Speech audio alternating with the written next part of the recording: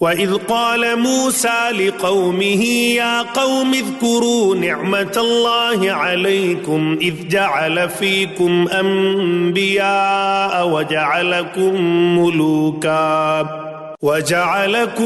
مُلُوكًا وَآتَاكُمْ مَا لَمْ يُؤْتِ أَحَدًا مِّنَ الْعَالَمِينَ۔ اور یاد کرو موسیٰ علیہ السلام نے اپنی قوم سے کہا، اے میری قوم کے لوگو، اللہ تعالیٰ کے اس احسان کا ذکر کرو کہ اس نے تم میں سے پیغمبر بنائے اور تمہیں بادشاہ بنا دیا، اور تمہیں وہ دیا جو تمام عالم میں کسی کو نہیں دیا۔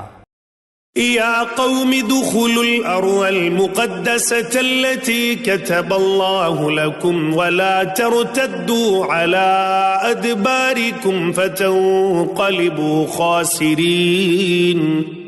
اے میری قوم والو، اس مقدس زمین میں داخل ہو جاؤ جو اللہ تعالیٰ نے تمہارے نام لکھ دی ہے، اور اپنی پشت کے بل روگردانی نہ کرو کہ پھر نقصان میں جا پڑو۔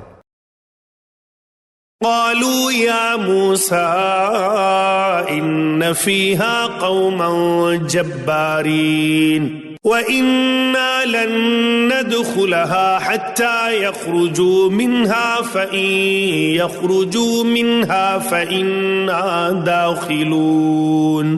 انہوں نے جواب دیا کہ اے موسیٰ، وہاں تو زور آور سرکش لوگ ہیں، اور جب تک وہ وہاں سے نکل نہ جائیں ہم تو ہرگز وہاں نہ جائیں گے، ہاں اگر وہ وہاں سے نکل جائیں پھر تو ہم بخوشی چلے جائیں گے۔ قال رجلان من الذين يخافون أنعم الله عليهم ادخلوا عليهم الباب فإذا دخلتموه فإنكم غالبون وعلى الله فتوكلوا إن كنتم مؤمنين۔ دو شخصوں نے جو خدا ترس لوگوں میں سے تھے، جن پر اللہ تعالیٰ کا فضل تھا، کہا کہ تم ان کے پاس دروازے میں تو پہنچ جاؤ، دروازے میں قدم رکھتے ہی یقیناً تم غالب آ جاؤ گے، اور تم اگر مومن ہو تو تمہیں اللہ تعالیٰ ہی پر بھروسہ رکھنا چاہیے۔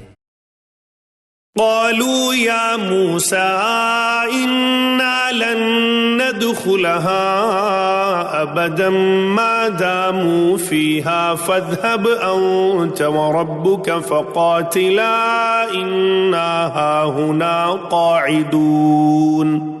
قوم نے جواب دیا کہ اے موسیٰ، جب تک وہ وہاں ہیں تب تک ہم ہرگز وہاں نہ جائیں گے، اس لیے تم اور تمہارا پروردگار جا کر دونوں ہی لڑ بھڑ لو، ہم یہیں بیٹھے ہوئے ہیں۔